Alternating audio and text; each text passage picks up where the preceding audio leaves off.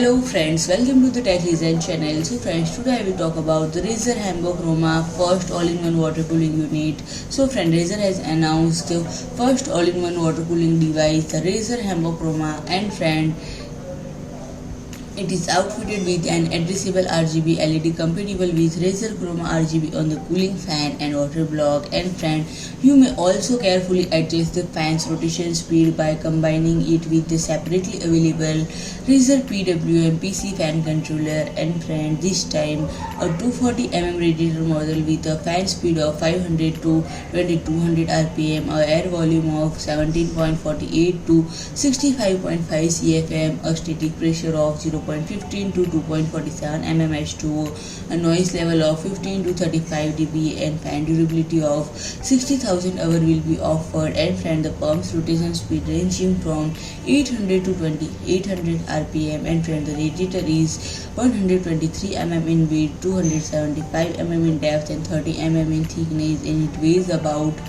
1180 grams. And if I talk about the pricing, the starting price is 320 euros. So if you like my video, please do like, share and comment, and don't forget to subscribe my channel and press the bell icon.